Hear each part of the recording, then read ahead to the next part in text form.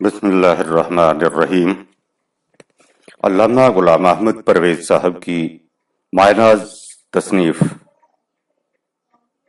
انسان نے کیا سوچا، باب سوم، حصہ سوم، اخلاقیات، ایتھکس۔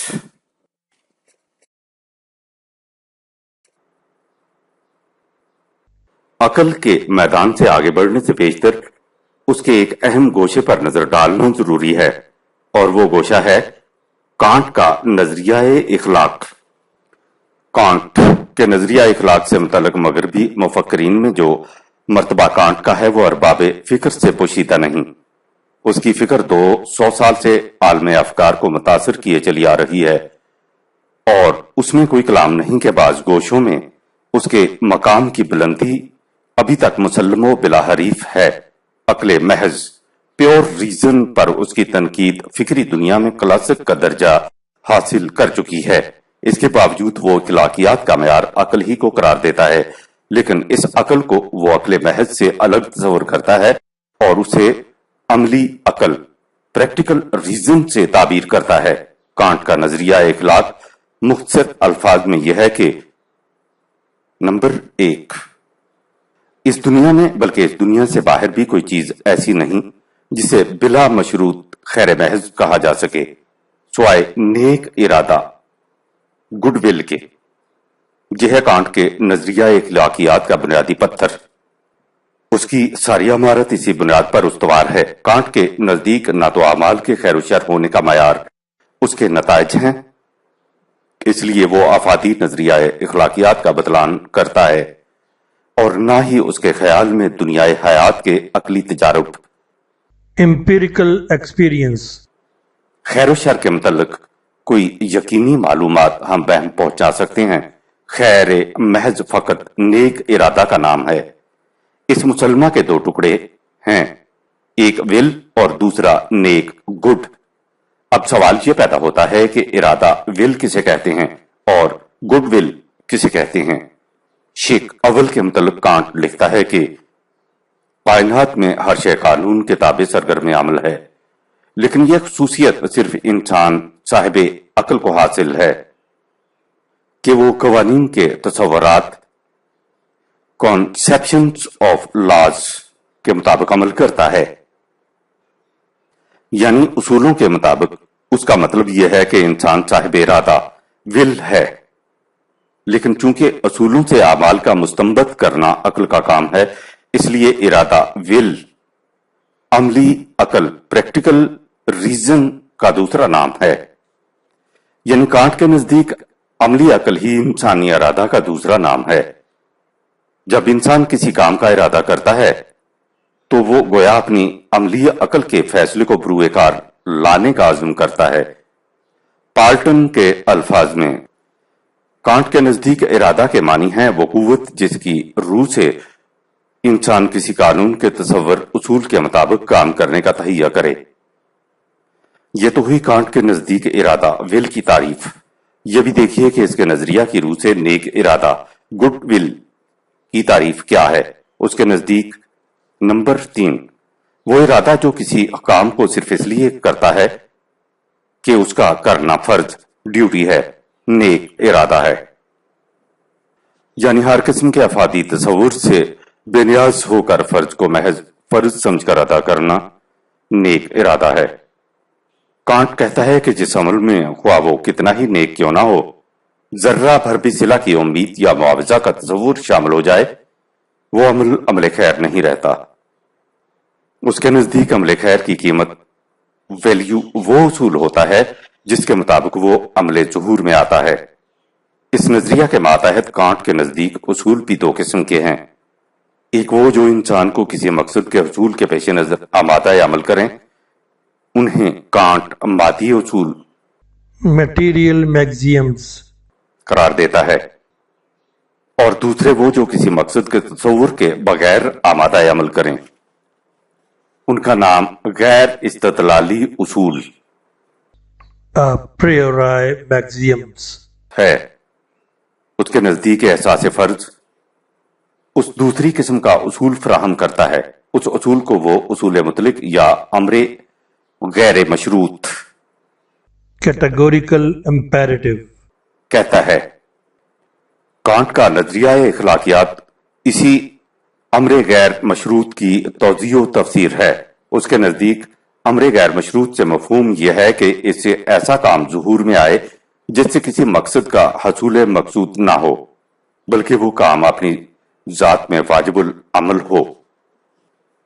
कांट के नजदीक इस किस्म के फरीजा की अदायगी एक ऐसी इनबसाती कैफियत पैदा कर देती है जो अपना सिला आप हो जाती है, और चूंकि ये किसी एक फर्द का मकसूद नहीं बल्कि तमाम नौए इंसानी का मकसूद है, इसलिए उसके नजरिया की रूह से अव्वलीन उसूल अखलाकियात ये होना चाहिए कि इस तरह अमल करो गोया तुम्हारे इस अमल के उसूल ने तुम्हारे इरादा की बिना पर आलमगीर कानून फितरत बन जाना है।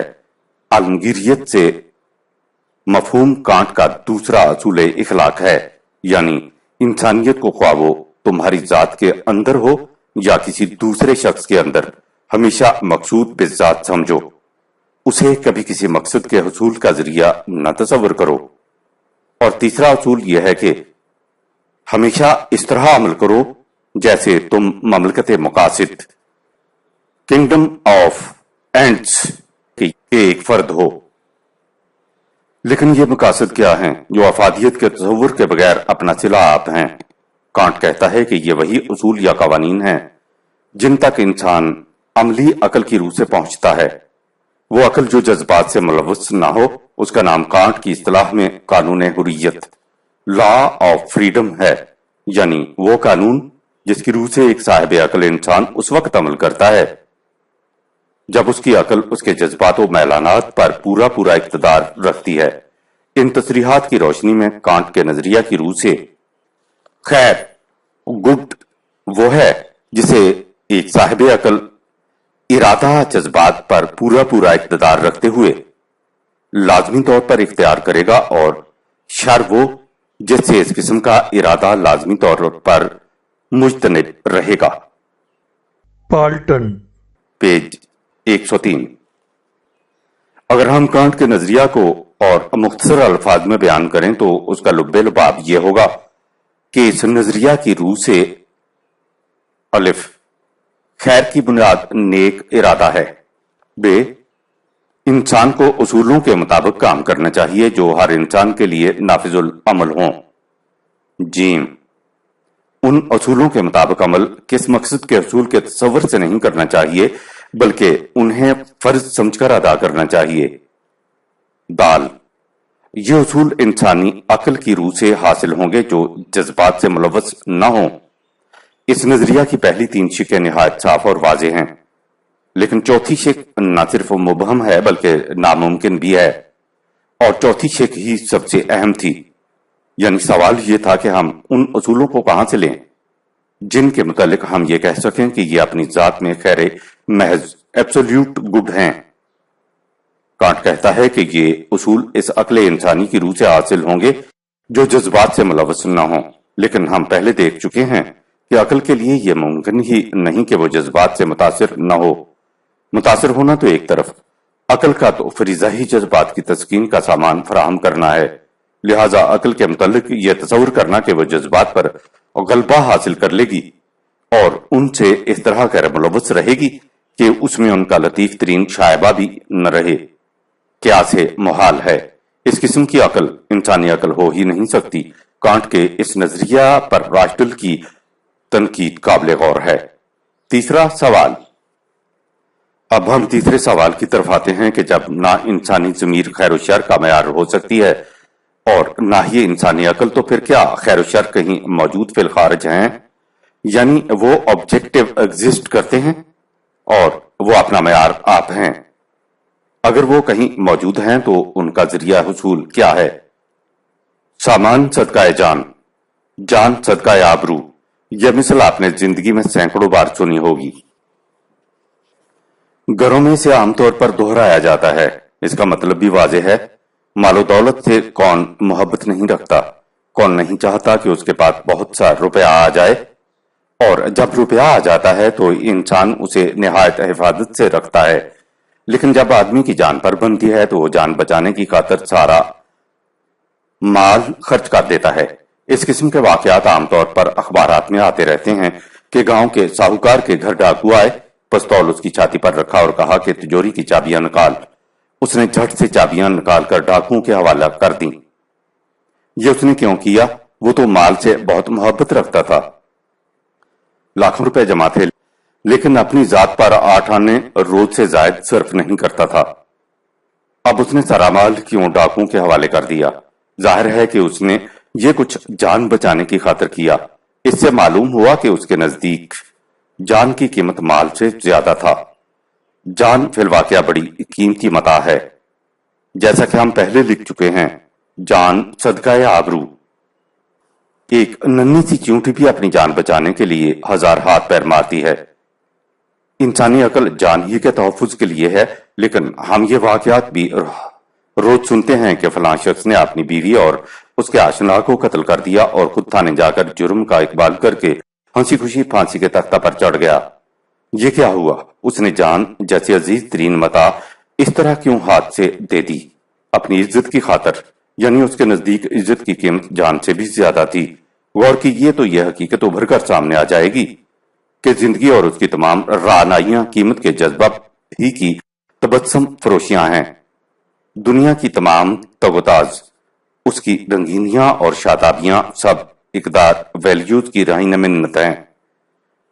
رگے کائنات میں تمبج ہے تو انہی سے، اور قضائے ہستی میں تحرک ہے تو انہی کی بدولت۔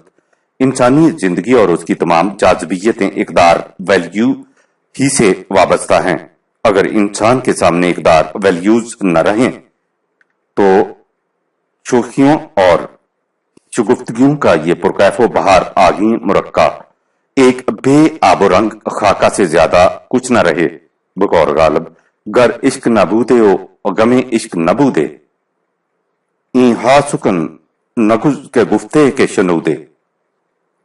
لیکن ہم نے یہ بھی دیکھا ہے کہ قدر ویلیو اور قدر ویلیو میں فرق کتنا ہے۔ مال بھی ایک قدر رکھتا ہے، مختلف اقدار، لیکن وہ جان کی حفاظت کا ذریعہ ہے، لہذا اس کی یہ قدر انسٹرومنٹل ویلیو ہے، ذاتی انٹرنزک نہیں۔ جان کے متعلق یہ قیاس کیا جاتا تھا کہ اس کی قیمت ذاتی ہے، لیکن اوپر کی مثال سے ہم نے دیکھا ہے کہ اگرچہ بڑی حد تک اس کی قیمت ذاتی ہے، لیکن ایک مقام ایسا بھی آ جاتا ہے جہاں اس کی قیمت بھی ذاتی کی بجائے ذریعاتی انسٹرومنٹل ہو جاتی ہے، یعنی جان اپنے سے زیادہ قیمتی شے آبرو کے تحفظ کا ذریعہ بن جاتی ہے۔ اوپر کی مثال میں آبرو کے متعلق ہم کہہ سکتے ہیں کہ اس کی قیمت ذاتی ہے، لیکن یہ بھی ہمارے مشاہدہ میں آتا ہے کہ بعض لوگ مال کو جان سے بھی زیادہ عزیز رکھتے ہیں اور جان کو آبرو سے زیادہ عزیز۔ ایک شخص وہ ہے جو اپنی بیٹی کے برقع کی طرف گور کر دیکھنے والے کے چھرا گھونپ دیتا ہے، اور دوسرا وہ ہے جو اپنی بیٹی کو خود قہوہ خانہ لے جاتا ہے۔ یعنی دنیا میں مختلف آدمی ہر ایک قدر کو الگ الگ اہمیت دیتے ہیں۔ اسی ضمن میں ایک چیز اور بھی دیکھیے، ہم روز یہ سنتے ہیں کہ آج سونے کا بھاؤ چڑھ گیا ہے، کل اس کا بھاؤ گر گیا تھا، کل سونا 90 روپے تولا تھا، آج 95 روپے تولا ہو گیا ہے۔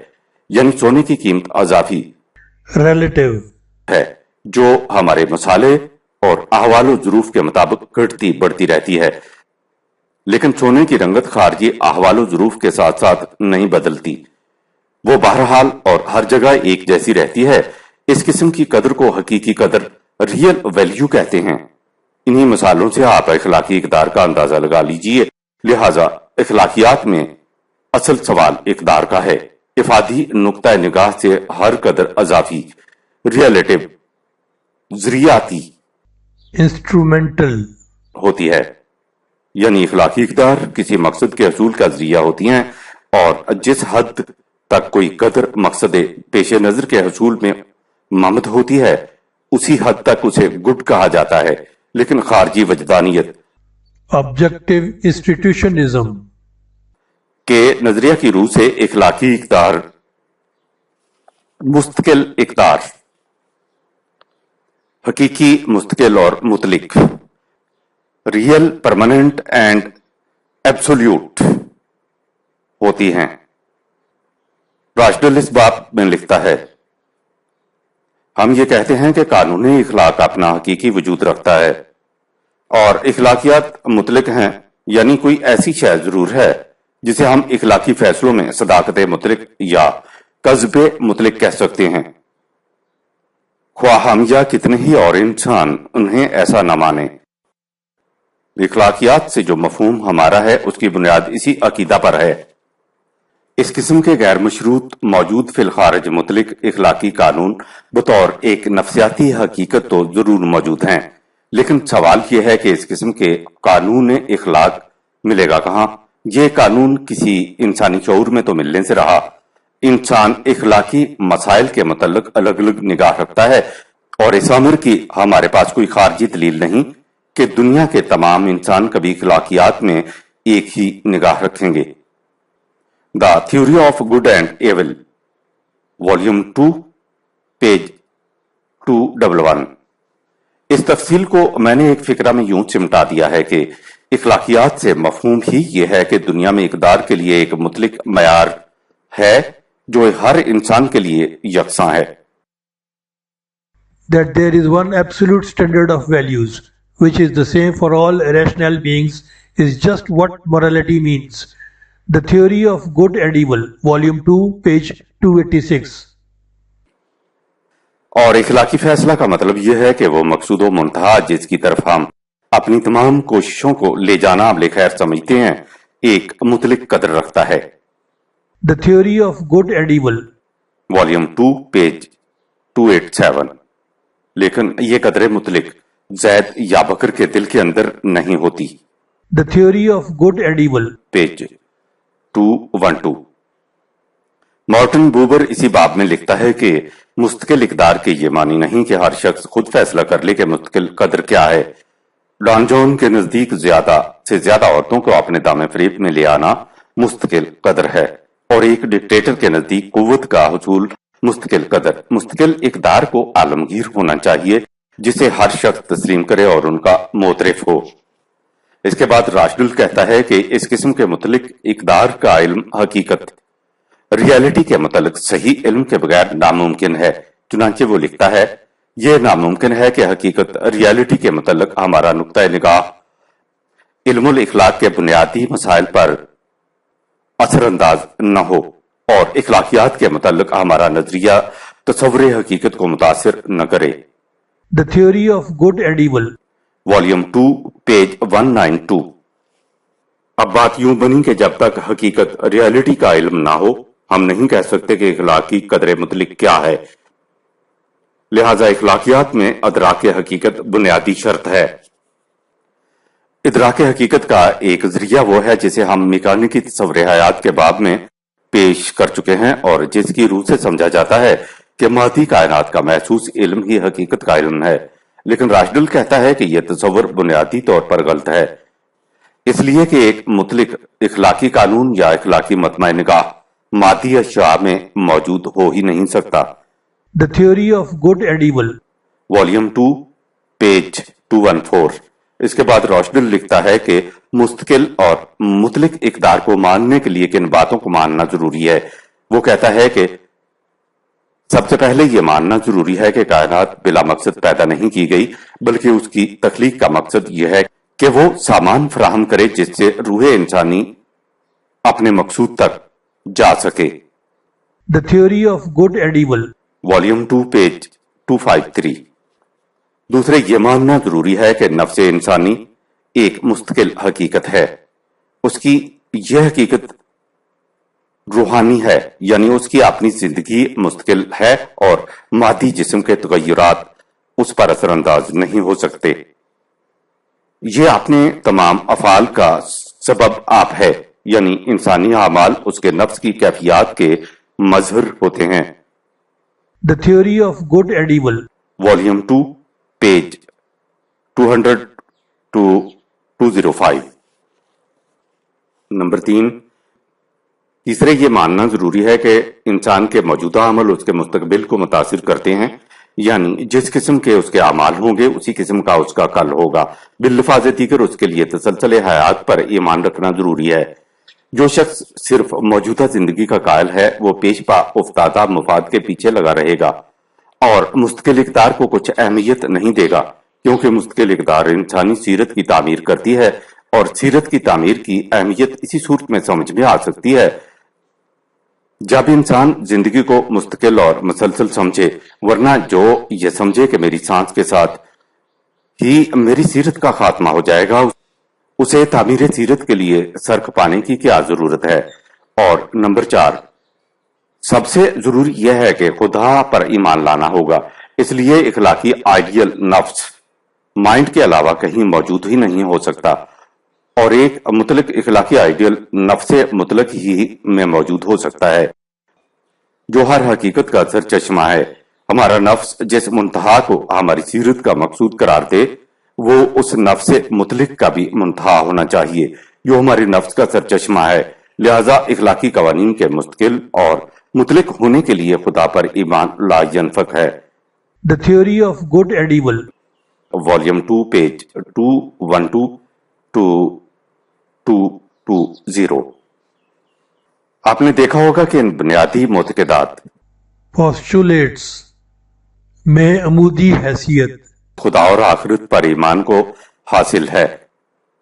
خدا کا حکیم ماننے میں کائنات کا بالمقصد ہونا از خود مقصود ہو جاتا ہے، اور آخرت پر ایمان کے معنی یہ ہے کہ نفس انسانی جسم کی موت کے ساتھ فنا نہیں ہو جاتا۔ ڈین انچ کے الفاظ میں خدا پر ایمان مرکز ہے اور بقائے حیات پر ایمان محیط۔ بس تمام مسئلہ اخلاقیات کی یہی کلید ہے۔ وہ مستقل اقدار جن کے توسط سے ہم خدا تک پہنچ سکتے ہیں ابدی اور غیر فانی ہیں، جو فی الحقیقت موجود ہے، کبھی فنا نہیں ہو سکتا۔ God and the آسٹرونومر۔ ایڈنٹن اس حقیقت کو ان الفاظ میں بیان کرتا ہے۔ ہمارے سامنے دو متبادل سوالات ہیں، یا تو مطلق اقدار کا کوئی وجود نہیں اور ہمارے ضمیر کے فیصلے حرف آخر ہیں جن کی کہیں اپیل نہیں ہو سکتی، اور یا مطلق ہیں۔ اگر مطلق اقدار ہیں تو پھر ہمیں یہ ماننا ہوگا کہ یہ اقدار اس ذات کا ہلکا سا پرتو ہیں جو انہیں مطلقیت کی حیثیت عطا کرتی ہے۔ اس میں شبہ نہیں کہ آخری کڑی میں جا کر منطقی دلائل میں الجھاؤ سا پڑ جاتا ہے، لیکن یہ الجھاؤ تو خود مادی دنیا کے متعلق بھی پڑتا ہے۔ ہم صرف مفروضہ کی بنیاد پر ہی دلائل پیش کر سکتے ہیں، اور مادی دنیا میں ابتدائی مفروضات ڈیٹاز عقل کی روح سے نہیں حاصل ہوتے بلکہ غیر عقلی طریق ہی سے حاصل ہوتے ہیں۔ اس کے بغیر ہم مادی دنیا کے متعلق بھی ذرا آگے نہیں بڑھ سکتے۔ The nature of the physical world page 371-2۔ Brightman کے نزدیک قانون فطرت کی وحدت اس امر کی دلیل ہے کہ اقدار کا سرچشمہ بھی ایک ہی ہے، حتیٰ کہ H.N. Wyman۔ کے الفاظ میں خدا کی تعریف ڈیفینیشن ہی یہ ہے کہ وہ کارگاہ کائنات میں اقدار کا سرچشمہ ہے۔ God is the name of all value producing processes in the nature۔ ان تصریحات سے یہ حقیقت آپ کے سامنے آ گئی ہوگی کہ تحقیقات جدیدہ کی روح سے نظریہ اخلاقیات کے لیے ضروری ہے کہ ہم اسے تسلیم کریں کہ اخلاقی قانون مستقل اور مطلق اقدار کا نام ہے، اور مستقل اور مطلق اقدار کا تصور ہی پیدا نہیں ہو سکتا جب تک انسان خدا اور حیات اخروی پر ایمان نہ لائے۔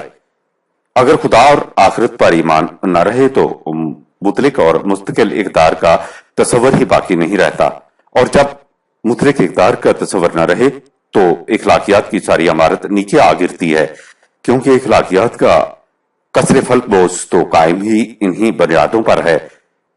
اسی بنا پر ڈاسٹویوسکی نے لکھا ہے کہ اگر خدا کے وجود کو تسلیم نہ کیا جائے تو دنیا میں سب کچھ جائز ہو جاتا ہے۔ ہم نے شروع میں جو مثال دی تھی اسے ایک مرتبہ پھر سامنے لائیے۔ ایک شخص کے پاس کسی کی امانت رکھی ہے، وہ آدمی فوت ہو جاتا ہے، اور اب دنیا میں کسی شخص کو اس کا علم نہیں کہ جس کے پاس یہ امانت ہے وہ خدا کو نہیں مانتا، مستقل اقدار کا قائل نہیں، تسلسل حیات پر اس کا یقین نہیں۔ اب سوچئے کہ وہ کون سا جذبہ ہے جس کے ماتحت یہ شخص اس روپے کو جا کر متوفی کے ورثاء کو دے دے گا۔ اگر آپ کہیں گے کہ دیانتداری سے انسان کو ایک اطمینان حاصل ہوتا ہے اور اسی اطمینان کی خاطر یہ شخص دیانتدار رہے گا، لیکن جو کچھ گزشتہ صفحات میں ہمارے سامنے آ چکا ہے اس کے پیش نظر وہ دل کی خلش جس سے بچنے کا نام اطمینان قلب ہے، محض سوسائٹی کی پیدا کرتا ہے۔ اس لیے ضمیر کی آواز کو internalized society. کہا جاتا ہے، اس سے زیادہ اس کی حقیقت کچھ بھی نہیں۔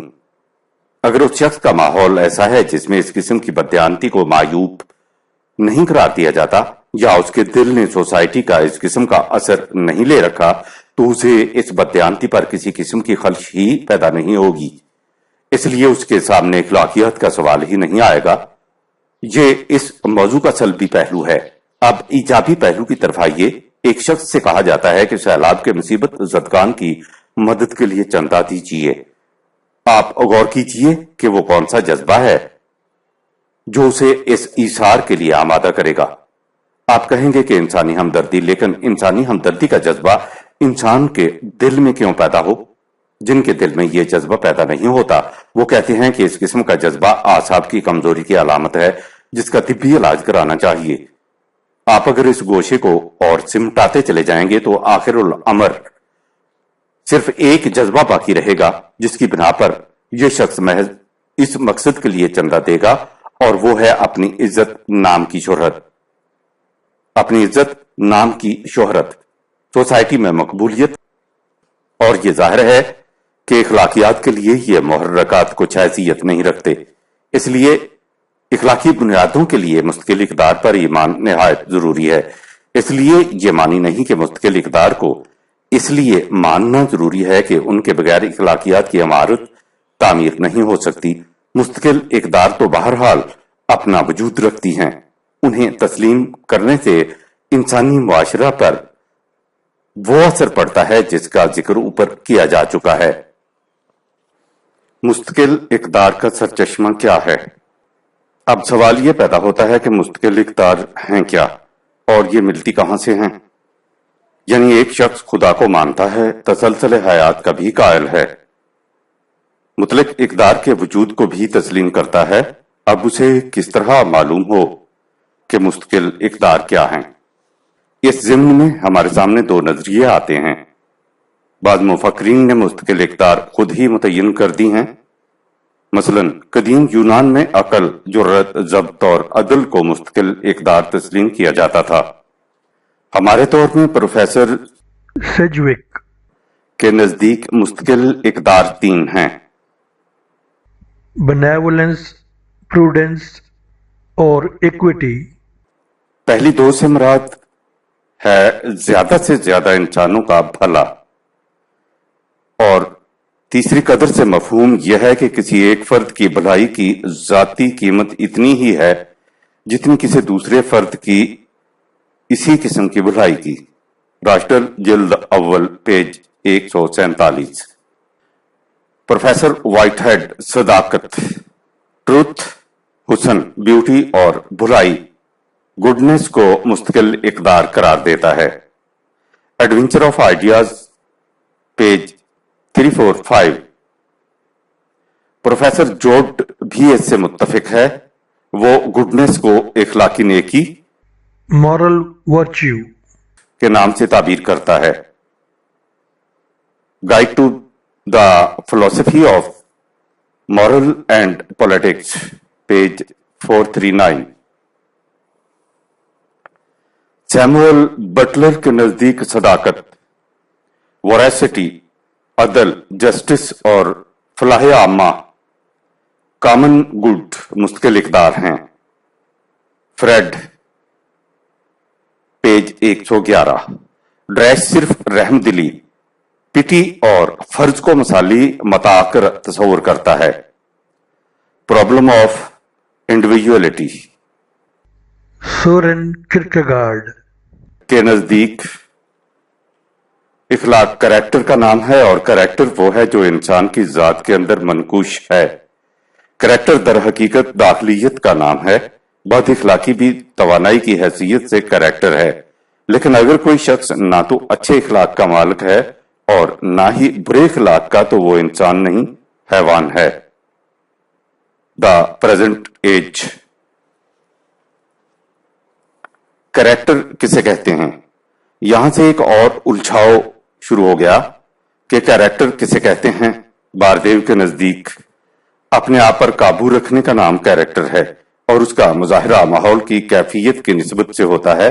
مزاج تو قدرت کا عطیہ ہے لیکن کریکٹر حاصل کیا جاتا ہے۔ سلیوری اینڈ فریڈم کھیرشن سٹائنر کہتا ہے کہ کریکٹر کی دو قسمیں ہیں، ایک عام مفہوم میں جس کا مطلب ہے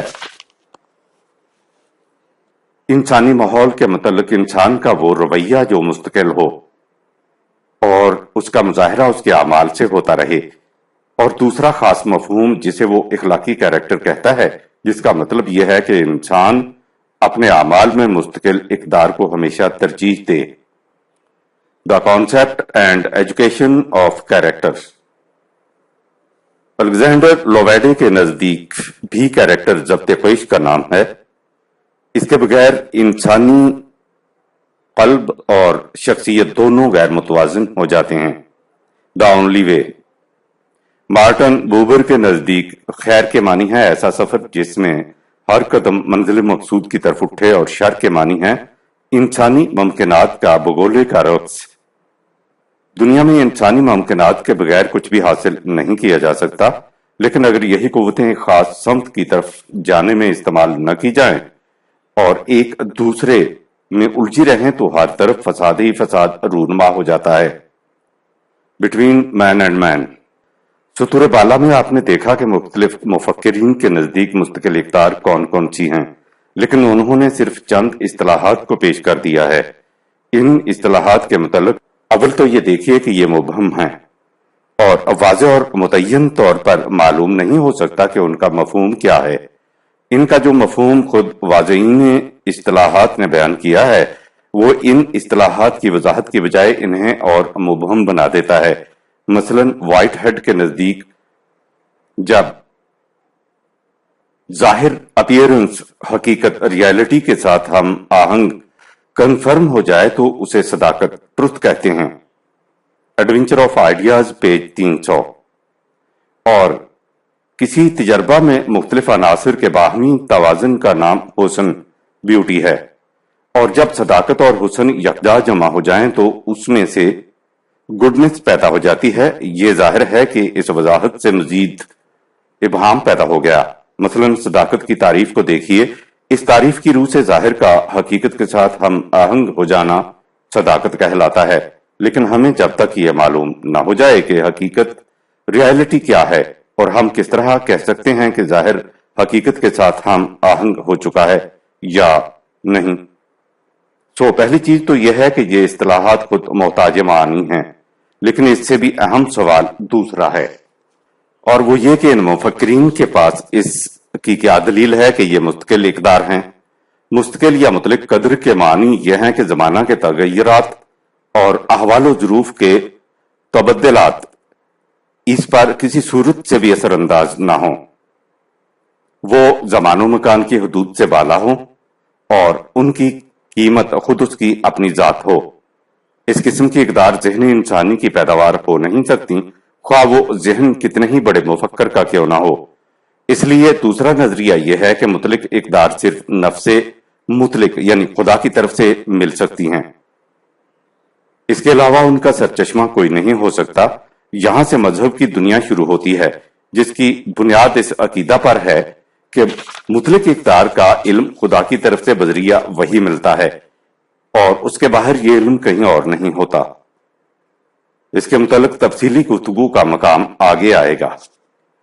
سابقہ تصریحات کی روشنی میں ہم اس مقام تک پہنچ گئے ہیں کہ مستقل اقدار یا خیر مطلق یا حق مطلق صرف خدا کی طرف سے مل سکتی ہے۔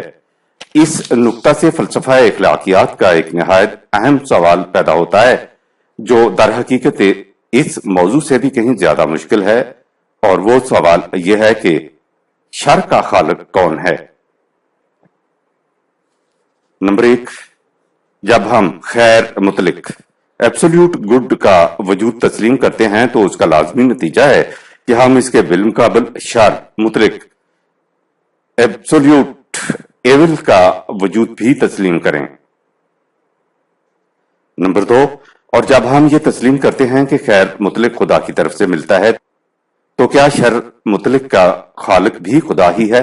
नंबर 3, क्या यह अकीदा कि खुदा ने शर को भी पैदा किया है खुदा के मुताल्लिक गलत तस्वर नहीं पैदा करता? नंबर 4, अगर ये माना जाए कि शर को खुदा ने पैदा नहीं किया, तो फिर खालिक शर किसी और को मानना पड़ेगा।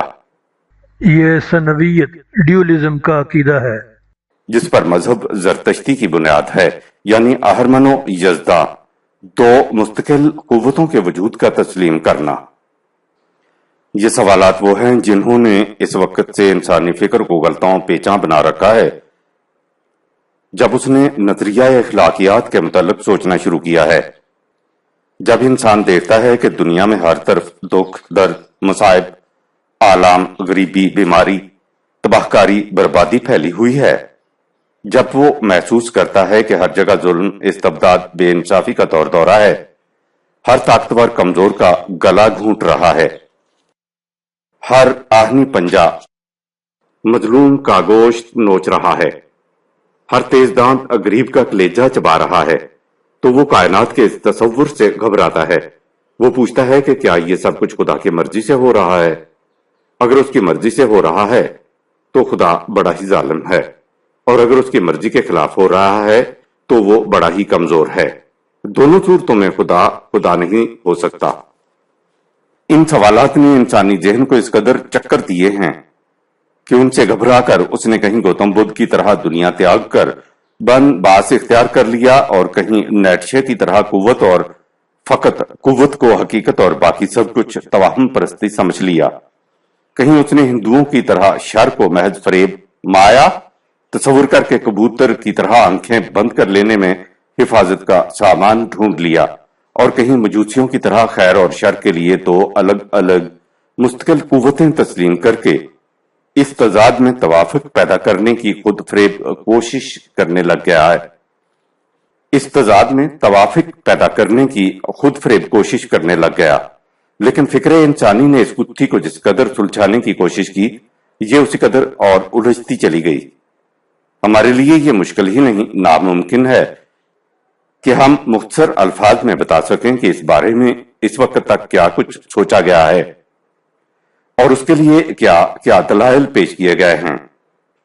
इस मकाम पर सिर्फ इतना बताया जा सकेगा कि इस बारे में इंसानी फिक्र ने कौन कौन से रास्ते इख्तियार किए हैं और वो रास्ते उसे किस किस मकाम तक ले गए हैं। सैलाब से तबाही आ जाती है, हैजा से घरों के घर खाली हो जाते हैं, लिहाजा सैलाब और वबा शर हैं। कोई शख्स मेरा हक दबा लेता है, यह भी शर है। पहली किस्म के शर को फितरी शर, नेचुरल एवल, और दूसरी किस्म को इखलाकी शर, मॉरल एवल कहा जाता है। सानियो जिक्र को मजहब की इस्तिलाह में गुनाह कहते हैं। पहाड़ों पर जोर की बारिश होती है, पानी की तुगयानियां जंगलों और सहराओं को जलथल कर देती हैं, लेकिन हमें एहसास तक नहीं होता कि कोई शर वाक़ हुआ है। लेकिन जो ही वो सैलाब आबादियों का रुख करता है, सारे मुल्क में कयामत बर्पा हो जाती है। इससे जाहिर है कि शर उस वक्त शर बनता है जब उससे इंसान मुतासर होते हैं। जंगल में सांप अपनी जिंदगी जीता और अपनी मौत मर जाता है, लेकिन वो जो ही किसी इंसान को डस लेता है तो उसका जहर शर बन जाता है। लिहाजा शर का ताल्लुक इंसान से है, फितरत से नहीं। हम अपने बीमार बच्चे को गलती से दवा की जगह संखिया दे देते हैं, वो मर जाता है। दूसरा शख्स किसी के बच्चे को जानबूझकर संखिया दे देता है, जिससे वो हलाक हो जाता है। नतीजा के एतबार से दोनों अफाल शर में दाखिल हैं, लेकिन अव्वलुज जिक्र को गलती कहेंगे और सानियुज जिक्र को जुर्म। लिहाजा बाज शर ज़हनी इंटेलेक्चुअल एवल होता है और बाज इखलाकी शर मॉरल एवल। इन मुबादियात के बाद आगे बढ़िए। राहजन के हक में रात का अंधेरा खैर होता है, राहरो के हक में शर। इससे एक मकतब फिक्र का ख्याल है कि कोई शैफी जाते ही शर नहीं होती, शर महज अजाफी है। हैकल का नजरिया है कि कायनात की किसी शय को अगर جزون دیکھا جائے تو اس کے الگ الگ حصے شر نظر آئیں گے، لیکن جب اسے تماماً ایز اے ہول دیکھا جائے تو یہ خیر دکھائی دے گی۔ جیسے کسی عمارت کے لیے بنیادیں کھودنا، چونا پسنا، اینٹ اور پتھر کے ڈھیر لگ جانا الگ الگ شر ہیں، لیکن عمارت بتمام ہی خیر ہے۔ اس لیے اس کا خیال ہے کہ شر خیر ناتمام کا نام ہے۔ ایک نظریہ یہ ہے کہ خیر کی قیمت اور اہمیت نکھر کر سامنے نہیں آ سکتی جب تک اس کے مقابل میں شر کا وجود نہ ہو۔ بیماری کا وجود صحت کی قدر کراتا ہے، بھوک کی تکلیف کھانے کی اہمیت بتاتی ہے، تاریکی سے روشنی مطلع انوار بنتی ہے، سیاہ پس منظر تصویر کے خط و خال نکھارتا ہے۔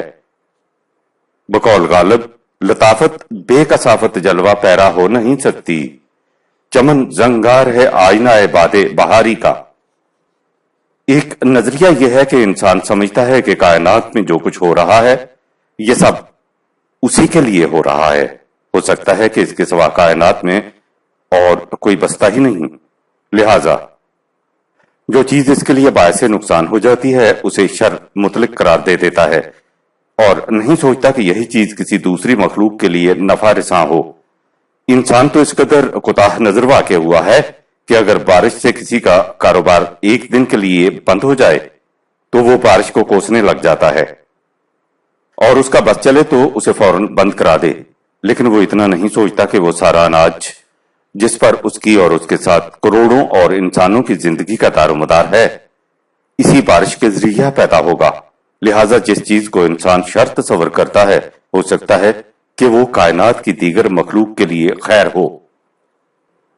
اسی سے ملتا جلتا نظریہ یہ ہے کہ کائنات کا ایک مقصد ہے، اور جو کچھ کائنات میں ہو رہا ہے وہ اس مقصد کی تکمیل کے لیے ہے، لیکن ہماری نگاہ صرف پیشپا افتادہ مصلحت ہی کو دیکھ سکتی ہے، کائنات کی مصلحت کلی کا ہم احاطہ ہی نہیں کر سکتے۔ خیر و شر کے مسئلہ کی پیچیدگیوں سے گھبرا کر ہندو فلسفہ نے اس کا آسان حل سوچ لیا۔ اس فلسفہ کی روح سے شر کا وجود ہی کہیں نہیں، یہ محض فریب نگاہ ہے، شراب ہے، مایا کا جال ہے، وجود صرف خیر ہی کا ہے۔ اندھیرا فقط روشنی کے نہ ہونے کا نام ہے۔ ان کے نزدیک چونکہ مادہ شر کا مظہر ہے، اس لیے اس فلسفہ کی روح سے مادی دنیا سب شراب ہے، اور انسانی شعور کی تخلیق شعور کو ختم کر دیجئے، دنیا کا وجود ختم ہو جائے گا۔ اس لیے چشمے بند و گوش بند و لب ببند، نہ رہے بانس نہ بجے بانسری۔ اس کے برعکس شوپنہاور کا فلسفہ یہ کہتا ہے کہ دنیا میں خیر کا وجود ہی نہیں، سب شر ہی شر ہے۔ خیر ہمارے فریب نفس سے پیدا ہوتا ہے، چنانچہ اس کے نزدیک فلسفہ اور مذہب موت کی تخلیق ہیں۔ اگر موت نہ ہوتی تو ان چیزوں کا وجود ہی نہ ہوتا۔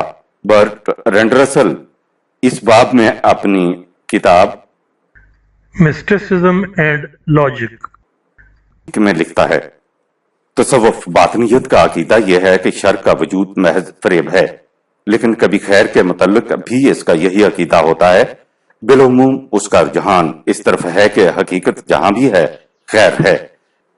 یونانی مفکر ہراقلیتس کے ہاں دونوں نظریات پائے جاتے ہیں، تو وہ کہتا ہے کہ خیر اور شر اصل میں دونوں ایک ہیں، اور کہیں کہتا ہے کہ خدا کے نزدیک تو ہر شے خیر اور حق و عدل ہی ہے، لیکن انسان بعض چیزوں کو حق قرار دے دیتا ہے اور بعض کو باطل۔ اسپنوزا کے ہاں بھی اس قسم کی سنویت پائی جاتی ہے، لیکن جب وہ اس خیر کا ذکر کرتا ہے جس کا تعلق صرف انسانی دنیا سے نہیں تو اس کے لیے وہ تکمیل کی اصطلاح استعمال کرتا ہے۔ وہ کہتا ہے کہ میرے نزدیک حقیقت اور تکمیل ایک ہی چیز ہے، لیکن دوسری جگہ یہ کہتا ہے کہ خیر سے میری مراد کچھ ہے جس کے متعلق ہم یقینی طور پر جانتے ہیں کہ وہ ہمارے لیے نفع رساں ہے۔ ہندو مت نیز تصوف کے اس نظریہ کے برخلاف کہ شر کا وجود ہی نہیں، شوپنہاور کے اس نظریہ کے خلاف کہ خیر کا وجود ہی نہیں۔ ایک نظریہ یہ بھی ہے کہ خیر بھی حقیقی وجود رکھتا ہے اور شر بھی، دونوں فی الحقیقت موجود ہیں۔ جوڈ اس نظریہ کا حامل ہے۔ Guide to philosophy of ethics and norms, page 450۔ اور راشٹر بھی ثانیہ ذکر کا یہ عقیدہ ہے کہ شر کا وجود تکمیل خیر کا ذریعہ ہے۔ اس مفروضہ کی بنا پر دنیا میں جس قدر شر پایا جاتا ہے اس کے متعلق یہی سمجھنا چاہیے کہ اس کا وجود اس خیر کثیر کے لیے ضروری ہے جسے فطرت بروئے کار لانا چاہتی ہے۔ فطرت کے پروگرام کے مطابق خدا انسانوں کے ہاتھوں اس خیر کثیر کو بڑھاتا جائے گا اور اس کے ساتھ ہی شر کی ضرورت کم ہوتی جائے گی، حتیٰ کہ تکمیل خیر کے بعد شر کی ضرورت باقی نہیں رہے گی اور یوں شر ختم ہو جائے گا۔ اسی سے ملتا جلتا دوسرا مکتب فکر ہے جو کہتا ہے کہ سلسلہ ارتقاء منفی اور مثبت قوتوں کی کشمکش سے جاری ہے۔ نہر کی روانی کے لیے ضروری ہے کہ تھوڑے تھوڑے فاصلے پر اس کی راہ میں پتھروں کی ٹھوکریں فالز بنا دی جائیں تاکہ اس کی رفتار میں تیزی پیدا ہوتی رہے۔ شر ان موانع کا نام ہے جن سے خیر کی نمود ہوتی ہے۔ اوسپینسکی کے الفاظ میں کائنات میں دو قسم کے طریقہ کار جاری ہیں، تخریبی اعمال اور تعمیری اعمال۔ ان دونوں کا وجود ضروری ہے، اس لیے کہ اگر تخریبی اعمال نہ ہوں تو تعمیری نتائج مرتب ہی نہ ہو سکیں۔ تخریبی اعمال تو وہ مسالہ ہیں جن سے تعمیری اعمال کی عمارت وجود کوش ہوتی ہے۔ تخریب سے تعمیر ہوتی ہے، لیکن اس کے بعد ہر تعمیر پھر رفتہ رفتہ تخریبی مراحل میں سے گزرتی ہے۔ A new model of the universe, page 24۔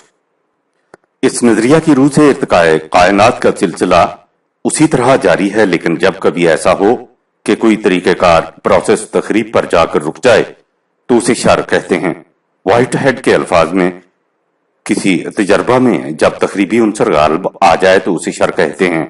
Adventure of ideas, page 333۔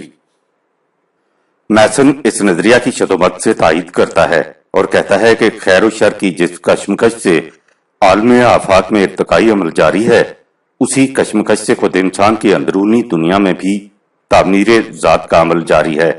جیسا کہ ہم پہلے دیکھ چکے ہیں، میسن کا نظریہ یہ ہے کہ روح خالص پیور اسپرٹ نے آپ پر جو قوت عائد کر کے مادی پیکر اختیار کر لیا، اب وہی روح یا توانائی اپنے تخلیقی تحرک کریٹو امپیٹس سے رفتہ رفتہ مادہ سے پھر روح کی لطافتیں اختیار کرتی اور اس طرح مادہ کی چار دیواری سے بلند ہوتی جاتی ہے۔ مادی موانعات روح کے ارتقاء کے راستے میں حائل ہو جاتے ہیں، لیکن اس کا تخلیقی تحرک ان تمام موانع پر غلبہ پا کر آگے بڑھنے کی کوشش کرتا ہے۔ جب کبھی ایسا ہو جائے کہ کسی کی روح مادی موانعات کے نیچے دب کر رہ جائے تو اس وقت ان موانعات کو شر کہا جائے گا۔ چونکہ میسن کے نظریہ کا یہ حصہ بڑا دلچسپ ہے، مناسب معلوم ہوتا ہے کہ اسے اسی کے الفاظ میں پیش کیا جائے۔ وہ کہتا ہے کہ تخلیقی تحرک روح کی تخلیقی آزادی کو رفتہ رفتہ آگے بڑھ رہا ہے۔ جو شے اس مقصد کی راہ میں حائل ہوتی ہے ہم اسے شر کہتے ہیں۔ تخلیقی آزادی تعمیر ذات ہی کے راستے آگے بڑھ سکتی ہے، اسی لیے جو شے تعمیر ذات کی راہ میں حائل ہوتی ہے وہ شر بن جاتی ہے۔ لہذا جب انسان تخلیقی کاروبار میں مادہ کو صرف میں لائے تو ایسا کبھی نہیں ہونا چاہیے کہ مادہ کی قدر و قیمت اس کے غیر شعوری احساس پر غالب آ جائے کہ جو کچھ اس کی ذات مادی ذرائع سے پیدا کرتی ہے اس کی ذات کی اپنی قیمت ان سب سے زیادہ ہے۔ سائنس انسان کی نظروں سے یہ اہم حقیقت اجل کر دیتی ہے اور مادہ کی قیمت کو بڑھا چڑھا کر پیش کر دیتی ہے۔ شر کے مسئلہ کو نہ تو سائنس حل کر سکتی ہے نہ ہی مذہب۔ سائنس یہ نہیں بتا سکتی کہ روح کا سرچشمہ کیا ہے، اور مذہب یہ نہیں بتا سکتا کہ مادہ کا سرچشمہ کیا۔ اس لیے نہ سائنس نہ مذہب روح اور مادہ میں توافق پیدا کر سکتے ہیں، لہذا شر کے مسئلہ کا حل پیش نہیں کر سکتے۔ لیکن جب اس مسئلہ کو تخلیقی آزادی کے نظریہ کی روشنی میں دیکھا جائے تو سارا مسئلہ حل ہو جاتا ہے۔ اس نظریہ کی روح سے شر سے مفہوم ہوتے ہیں وہ موانع جو تخلیقی تحرک کے راستے میں حائل ہوتے ہیں، یا یوں سمجھیے کہ شعور ذات ان مشکلات کو جو تخلیقی تحرک کو تخلیقی آزادی کی جستجو کی راہ میں پیش آتی ہیں شر کا نام دے دیتا ہے۔ اس نظریہ کی روح سے شر کوئی مقرر شدہ شے نہیں رہ جاتی۔ Creative freedom page 207 to 9۔ Martin گوبر خیر و شر کے تضاد میں توافق کی صورت پیدا کرنے کی کوشش یوں کرتا ہے: خیر و شر دو متضاد چیزوں کے نام ہیں، جس طرح دایاں اور بایاں یا اوپر نیچے تضادات کا نام ہے۔ خیر سے مفہوم ہے وہ قوت ہمیں منزل حیات کی طرف لے جائے، اور شر سے مراد ہے انسانی قوتوں کا منزل کی سمت نہیں بلکہ بگولہ کی طرح رقص کرنا، بٹوین مین اینڈ مین۔ یہاں تک ہم نے شر کے اس حصہ سے بحث کی ہے جس کا تعلق فطرت سے ہے۔ باقی رہا اخلاقی شر، یعنی جسے گناہ کہا جاتا ہے، تو یہ ظاہر ہے کہ وہ انسانی اختیار و ارادہ کا مظہر ہے۔ اس ضمن میں ولیم جیمز اپنی مشہور کتاب دی ورائٹیز آف ریلیجیس ایکسپیرینس میں لکھتا ہے کہ بعض لوگ وہ ہیں جن کے نزدیک شر سے مراد یہ ہوتی ہے کہ انسان اپنے ماحول کے ساتھ ہم آہنگ نہ ہو سکے۔ اس قسم کے شر کا علاج ہو سکتا ہے، یعنی ماحول کو بدل دینے سے یا اپنے آپ کو بدل لینے سے، یا دونوں کو اس طرح بدل دینے سے کہ باہمی تضاد کی کوئی شک باقی نہ رہے۔ لیکن بعض لوگ ایسے بھی ہیں جن کے نزدیک شر محض خارجی ماحول سے عدم توافق کا نام نہیں، بلکہ وہ کہتے ہیں کہ شر انسان کی ذات کے اندر پیوست ہے، جسے نہ تو ماحول کی تبدیلی ہی زائل کر سکتی ہے اور نہ ہی انسان کی داخلی تبدیلی، یعنی ان کے نزدیک انسان فطرتی طور پر بدواقع ہوا ہے۔ اس کے لیے معفوق الفطرت مدد کی ضرورت ہے، یہ کہ انسان کی فطرت میں شر ہے اور ہر انسان پیدائشی طور پر بری طینت کا واقع ہوا ہے۔ عیسائیت کا اصول مذہب ہے، ان کے نزدیک اس شر کا علاج حضرت عیسیٰ علیہ السلام کے کفارہ سے ہو سکتا ہے، لہذا فطرت انسانی کے بنیادی شر کے ازالہ کے لیے جناب مسیح علیہ السلام کی الوہیت اور تسلیب پر ایمان لانا ضروری ہے۔ لیکن اب خود یورپ کے مفکرین اس نتیجہ پر پہنچ رہے ہیں کہ فطری گناہگاری کا عقیدہ باطل اور ہزار خرابیوں کا موجب ہے۔ چنانچہ R.F. جانسن اپنی کتاب Confucianism and Modern China میں لکھتا ہے کہ ازلی گناہ کا عقیدہ در حقیقت ازلی خرابی ہے، جس کی وجہ سے ہم ہر قسم کے خیر سے بیزار اور ہر قسم کے شر کی طرف مائل رہتے ہیں۔ سر ہنری جونز اپنی کتاب A Faith That Inquires میں اس عقیدہ کی تردید کرنے کے بعد فطرت انسانی کے نیک ہونے کا اعلان کرتا ہے۔